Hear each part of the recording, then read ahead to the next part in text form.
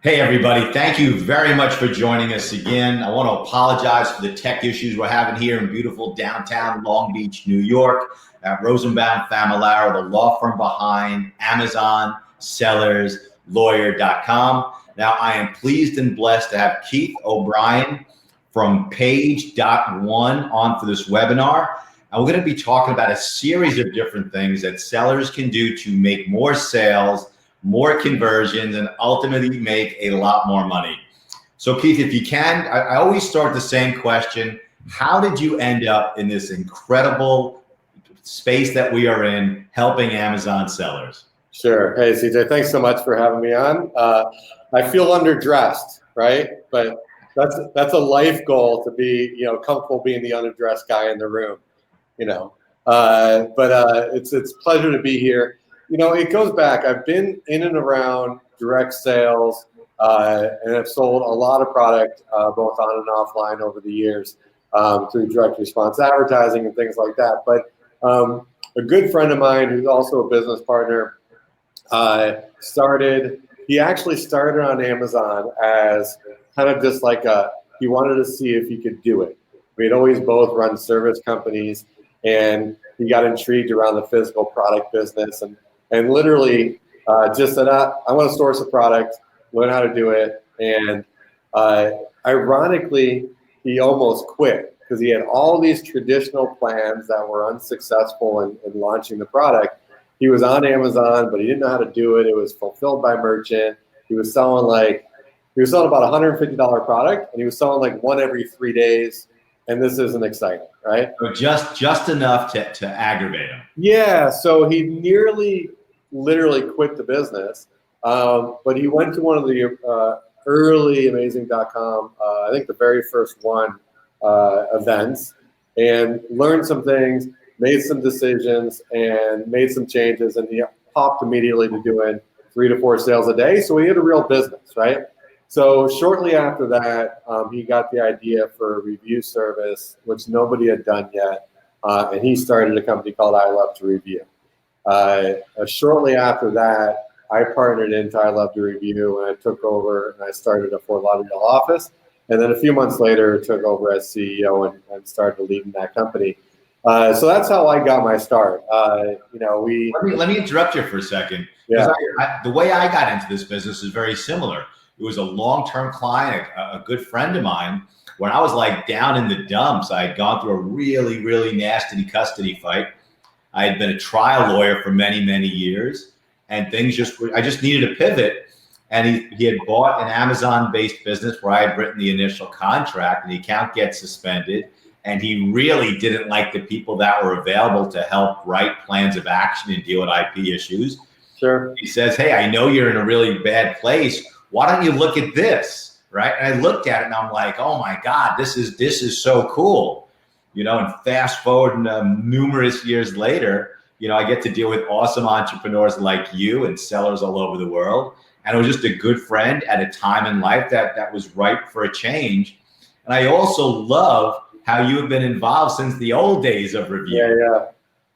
Yeah. We were the first company review platform to come online, I think October 2014. That was a nice, fun 2-year run until it wasn't, until October 2016. So we pivoted into, we had learned a lot about Amazon over those 2 years. And, we had thousands of clients all over the world. We had helped a lot of people make a lot of money. And we also saw a lot of what the challenges were. We were running review campaigns and the listings that were awful and photos that were awful. So like lots of reviews does not make a successful product. If your product's crap and the listing is not good and your photos aren't good, you have a very hard time making money. 4 years ago, 5 years ago, you could still get by. Today, it's nearly impossible. So we sat back and took a breath and said, okay, how can we really serve this space? And that's when we launched into the agency. And, it started off as Market Hustle, the photography company with Seller Photo. And we just recently, this month, rolled them up into a new brand, which is Page.One. Well, I love it that I got a whole list of things I want to talk to you about. There are so many different ways that sellers can improve, and it's all about improving, going from one sale a week to 3 a day to a couple $100,000 a month and to more. Okay. Right. So let's talk about, I mean, the pictures are absolutely vital. Okay. We are such visual creatures, especially men. Okay. So you have a whole business wrapped around just doing better pictures, which help make sales. So let's talk that, which is kind of a simple, but you really need to hit the nail on the head. Let's talk about the images that sellers need to improve to drive sales. Yeah, you bet. I mean, there's really only two things that we can focus on. Now, there's a lot of ways to do it, but there's only two things that as sellers we have control over. And one is the number of sessions we get a day, and two is our conversion rate. So those two things together influence every other part of Amazon. So those are the two levers or two things that as sellers we should always be focused on. So, sessions is a combination of your advertising, your optimization, and that first main image, right? So, and then everything else is really where conversion rate takes over. But images are crucial. That first image in particular, I know there's a lot of restriction of what Amazon tells you can and can't do. I would personally love them to keep seeing them clean that up, because there's a lot of violations on it. You search anything, and the whole first page of search is filled with main image violations. It's crazy. But that main image, like, if you can differentiate it in any way, right? So if you have multiple parts to your product or package, make sure you show them all so that the perceived value goes up higher. Your lighting should be really great, and the styling should be really great. And I know there's some things that, set up better for that main image than others. If you've got some color, glass products are hard, but you gotta do everything you can creatively to make that main image as enticing as possible, because that is what drives eyeballs and the clicks. I got to tell you something. I love how you're taking just really sharp business acumen and pointing it right at Amazon sellers, because you're right. I've interviewed dozens of people out there, dozens of services, and no one described it as like a session, and that's exactly what it is. And the session with that buyer involves everything. And perceived value. Do me a favor. We have a ton of experienced sellers who watch our webinars, and we also have a lot of rookies. So explain what perceived value is, because that's vital in business. Yeah. Well, that's our client base. We're unique in that we have a bunch of people that are starting their first product on Amazon as clients. And then, our biggest client probably does $200 million a year, right? So, and that's a hard swinging market to serve with services, but we do our best. So perceived value is just simply, when I look at something, are there ways to make it look more attractive, more appealing? And there's lots of ways to do that. So even something like your price point influences perceived value. And so if, I know the kind of standard rule on Amazon, find something that's under a certain price, come in low in terms of your price point when you launch, and then work your way up. But there are definitely times where that can backfire. If you've got a product that is so visually different and visually a better option than the others on page one for your main keywords, if you come in under their price, you could very well be driving away sales. So, we have clients that sell things that are 3 to 4 times the average on page one, and want to come in low. And our recommendation is generally, keep your price point at a place where people are going to be shocked when they see it, but it's a different customer, right? So, for example, that's price point. Perceived value could also be, let's say you've got, I'm talking into this Rode microphone here, this big badass thing right here. Now, it comes with a carrying bag. It comes with an extra long cord so you can have your camera on the other side of the room. It comes with a couple of adapters, right? So all of these things should be shown in the main image so that the customer is getting, oh, well, this thing comes with 6 different parts to it that has to have a higher value than this plain old microphone that's just a microphone in the first image. Yep, I agree. It's 100%. The logo, the add-ons, the fact that it's valuable enough to need a carrying case. Yep. You all leave in the consumer's mind that this product is a whole lot better than the same exact microphone that lacks the logo or lacks the sound shield. Yeah. So Amazon sellers, people are buying not necessarily the product, they're buying all the other values or what they feel when they get that product. Absolutely. And the way you frame it raises your perceived value, which drives sales. And this is like business marketing, 101. So I think it's really great that you take those skills and you're teaching it to Amazon sellers. And also, can you describe a bit the differences between the main image and what you can do with the other images on the detail page? Yeah, there's a lot of restriction and regulation around the main image, right? And I will say before we go into that, the main image is something that you should test, right? So, most people, they get a good main image and they'll just leave it up there because things might be going well, but you should test that main image, right? If you have really nice packaging, you don't know if people are going to have a higher click-through rate if you show the packaging or not, right? So this is just something that you should test out. Change one thing, so change the main image, let it run for hundreds of sessions, right? If not 1,000, and then compare the results, right? And don't do anything else to your listing during that testing phase.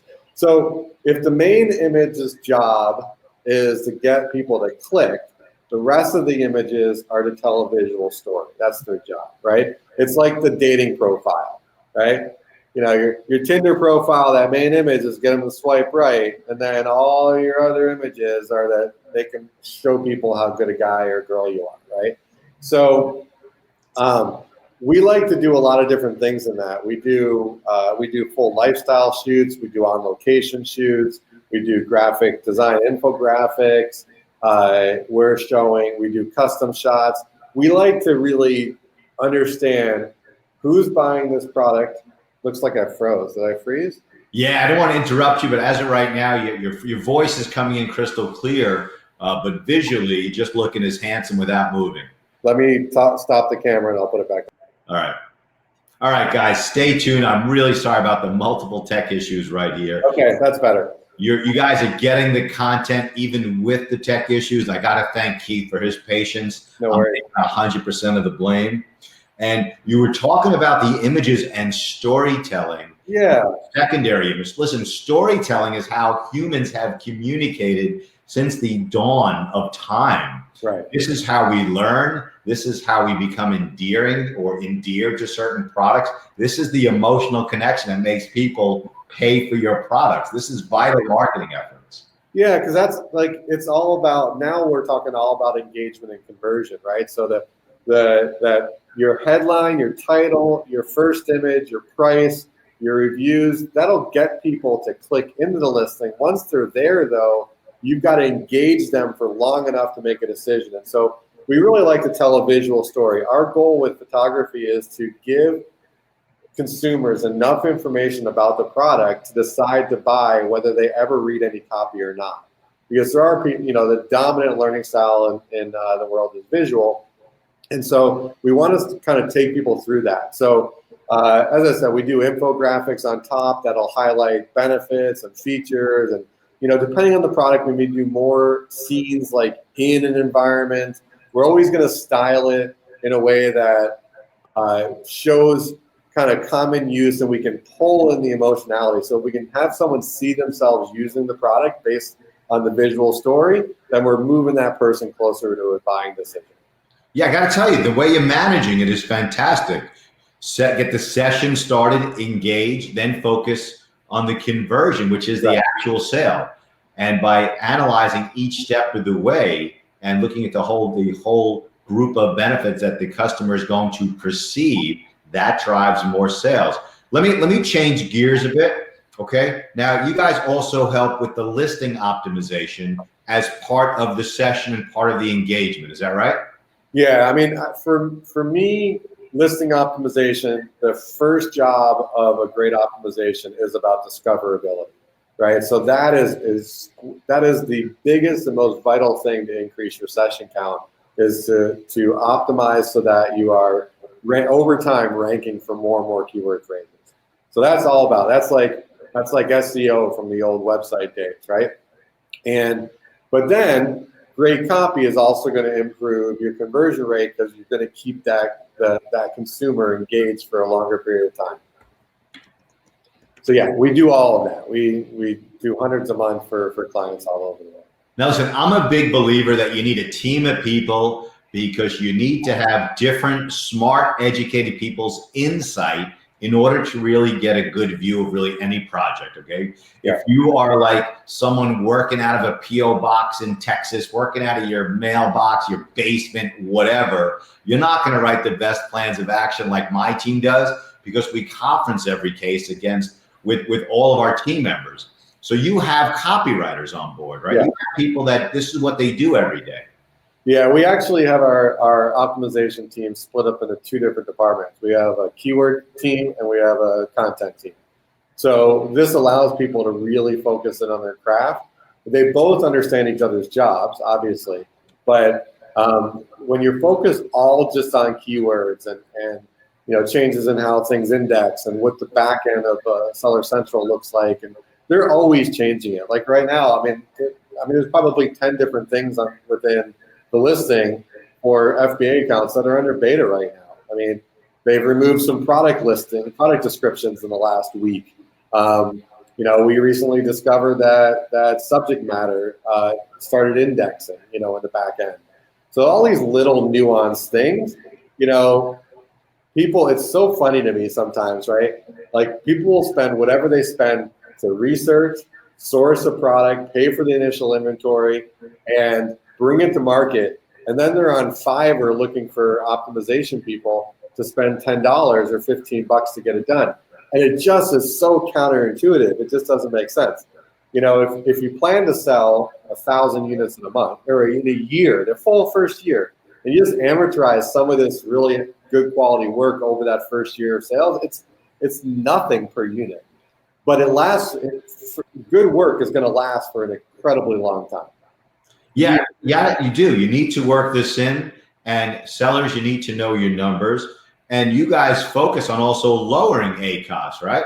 Yeah, we have a PPC department as well, and so we have two different services in PPC. The first we launched was full management, but that, so we take over the ad account and we work on behalf of the seller to drive sales, keep ACOS reasonable. But after we launched that, CJ, I just met so many people that have developing businesses that are not really a great candidate for full service management, because it is costly, right? It's, if you've got a business that's doing 20, 30, 40, 50,000, 200,000 a month, it's not costly at all, right? And we generally pay for ourselves very quickly. But there's this gap in the market with brand new seller trying to learn everything, including PPC, and then your business is mature enough to be able to outsource something like advertising. So what we actually did, we just launched it the week before last. We created a PPC setup service.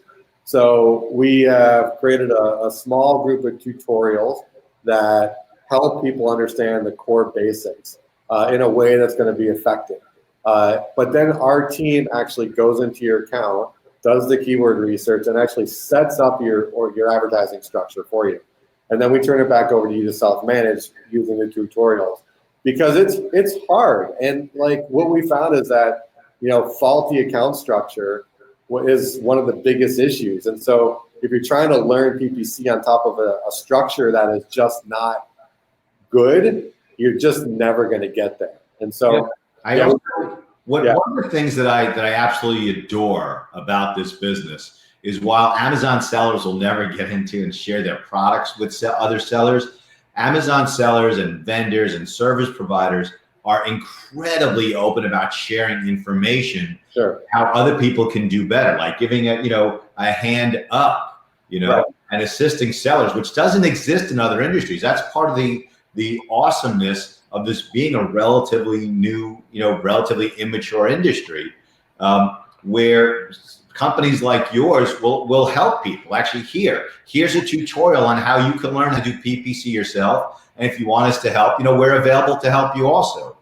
Yeah, absolutely. And look, we do a lot of events. I met you at an event, and my passion is working with entrepreneurs and helping entrepreneurs grow. And so when you can't help everybody, but when you meet somebody and they have the needs and they have the desire and they really want it, but the service you were offering just wasn't a great fit. That's really what caused us to sit back and say, okay, what can we put into place that really helps give people a leg up?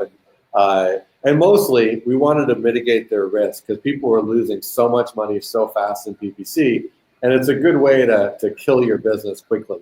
And most importantly, they were making decisions that looked like they were right, but just weren't because of the way the structure was set up. And so, yeah, we're really excited about it. We just delivered the first round of setups for clients just last week, so we're super excited about that.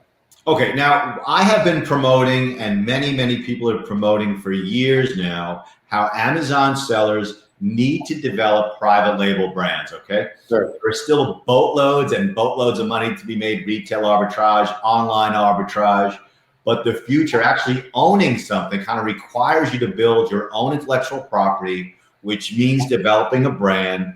And Page.One talks about having enhancing people's brands and A+ content design. So I want to talk about that because I can't agree with you more that you need to develop a brand for the long haul. So you own an asset. You can become platform agnostic.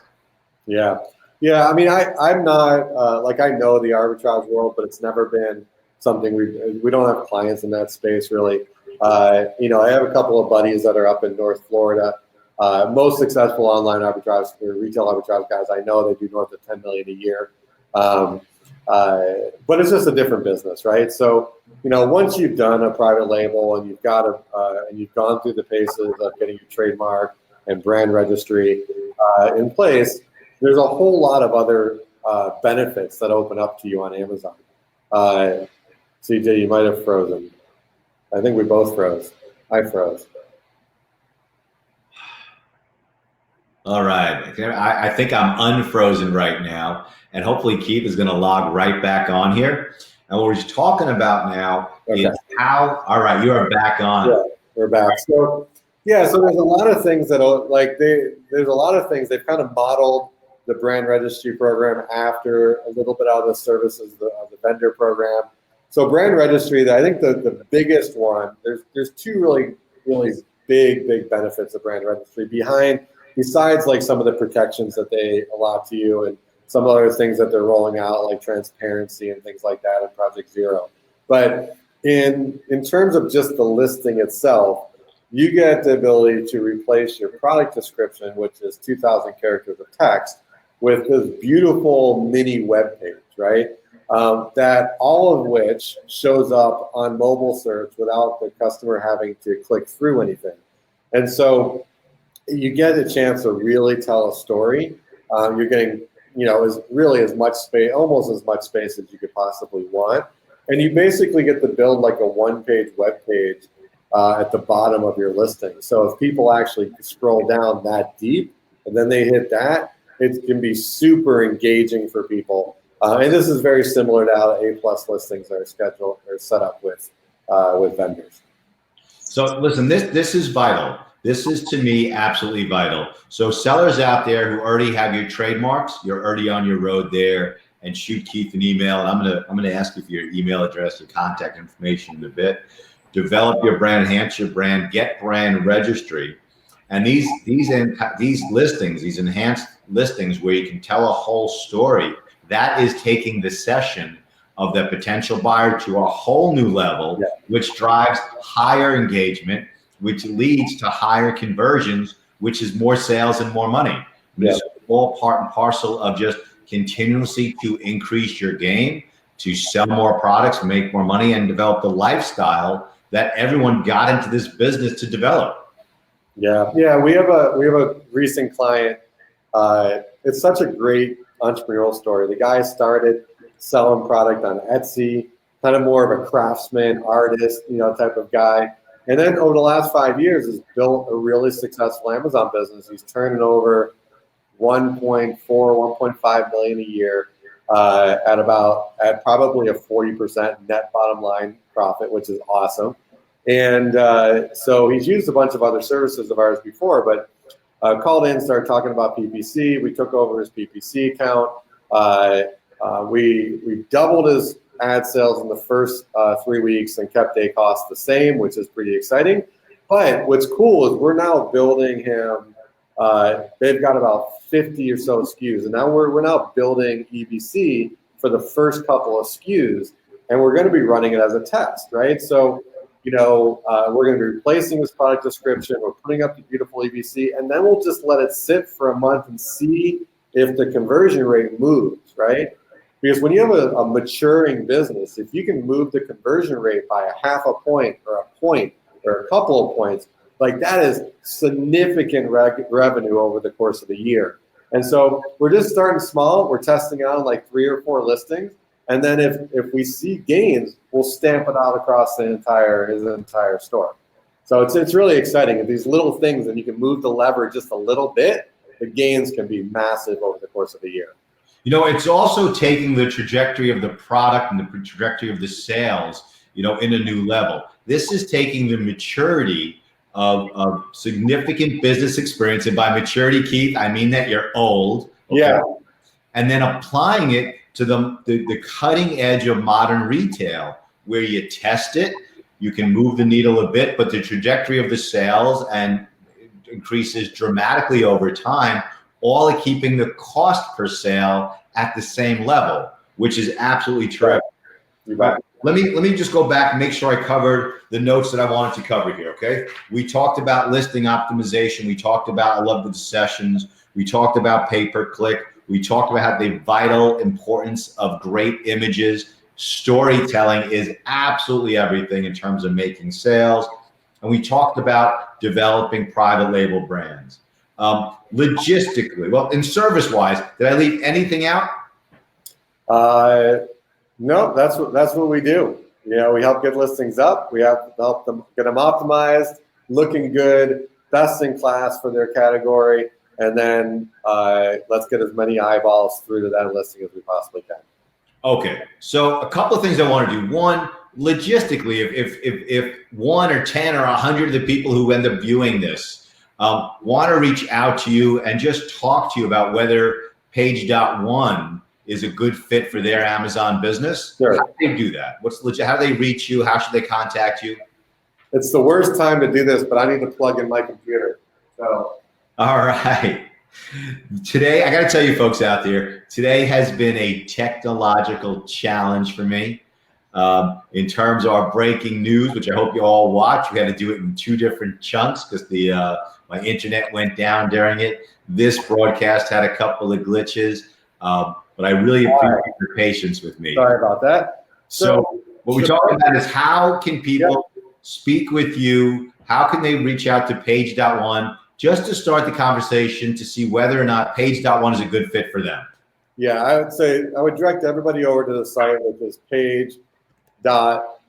The actual extension is .one, not .com. So Page.One. It'll take you right there. There's a fair amount of information on the site. There's everything from descriptions of services to case studies. All of our pricing for most of our services is on this site as well. We're super transparent. And then if they fill out a contact form, they'll be connected with an account manager to have actual real conversation, either via phone, Skype, online, Zoom meeting, and talk through whether or not we're a good fit for you guys. And I want every Amazon seller who watches this to know if there are issues and you want to reach Keith, contact me privately and I will get him on the phone. I will get him on the phone with you. Okay? Thanks. All right. Anything else Amazon sellers need to know, you want to express to pay about Page.One or anything else? Look, I think that regardless of whether or not you engage an agency, I think there's lots of different kinds of kind of seller mentality out there. And there's folks that are more DIY minded and and they're going to do everything on their business themselves. And that's not a bad thing. You learn the core basics, you can grow. I think most businesses get to a point where if you're stepping back, it starts to make sense to probably put some stuff off your plate. And then there's people that I call them like the part-time conductors. Like they work on what they're passionate about. Like they may love writing, and so they're going to do all their copywriting. They may be a graphic person, and they might lead up their photography, or they may be a data geek and want to really do their PPC. And then there's people that really just want to build a business that they don't work necessarily in forever, but can continue to grow and scale. And then it starts to become a requirement to make sure you have teams or outsourced, relationships in place to do the things that you simply just don't have time to do anymore. Because there's really no better use of time than sourcing, branding, and developing and launching new products, right? So if you're caught up in all the minutia, you just can't do that as fast, and someone else is going to beat you to market. So, that's where we really come in and support you with whatever piece you want to dump off your plate. I agree with you, and I think for the do-it-yourselfers, go to Page.One and look at the tutorial, okay? As the businesses grow, you really should, I agree, focus on what you're really good at and farm things out, hire people who are better at you at things that complement your skills. If you're a killer copywriter, then you may want someone else to deal with your pay-per-click, okay? Also, I'm reading a book. I read a ton of business books. The one I'm reading right now is called The Big Thing, or the One Thing. The One Thing. The One Thing. And the whole focus there is to figure out what is the one thing that you need to focus on to grow your business so that you're working on the business and not necessarily in the business. And it takes some time to go there. So I agree. You start off at one level, and the goal is develop income and lifestyle. I think it's really cool that the book also. Yeah, it's one of the best books I've read in the last couple of years. And a lot of times when you take a step back and you work on your one thing to grow the business, it grows exponentially rather than you doing everything yourself. But if you're still at that stage, go check out at least the tutorial, okay? And then as you grow, you're gonna realize your most valuable thing is your time. You can't make more time. Okay, you can hire people to help out, but you cannot turn back the clock. All right, what I want to wrap up with is a couple of things. One, Keith, thank you very much for dealing with the tech issues. I can't thank you enough for your patience and sharing all the information with the Amazon sellers. Also, if you are anywhere near Las Vegas, there's a great event coming up for sourcing and for learning how to sell and sell better. ASD at the Las Vegas Convention Center. July 28th through the 31st. It's going to be a fantastic event to learn how to buy products, to source your products, and learn all different areas of selling on Amazon. Also, I got to tell you that if you are selling on Amazon, you are most likely shopping on Amazon, okay? And if you are not using Amazon Smile program, you are giving Jeff Bezos extra money he doesn't need, when you could have that money donated to the charity of your choice. The Ty Lewis Campbell Foundation was started by a fraternity brothers of mine after him and his awesome wife, Cindy, lost their son, Ty, to brain cancer. It was a horrific fight. And I remember that when me and my wife were going through a divorce and my daughter was having some really hard days, we'd go out and buy toys and leave them on Ty's doorstep. So when he got back from the awful treatments, there'd be fresh toys for him. So here's the point. If you're shopping on Amazon, use Amazon Smiles. If you don't have a charity, please pick the Ty Lewis Campbell Foundation. It's an incredible organization that raises money solely to find better treatments and, God willing, a cure for pediatric cancers. All right, Keith, thank you very much for being on. I apologize for the tech issues. For you sellers out there, I hope you're having a killer week and planning for Q4, where I hope you're all going to sell, make tons of money, and build the lifestyle you all desire. Thanks so much, CJ. Appreciate you having me on.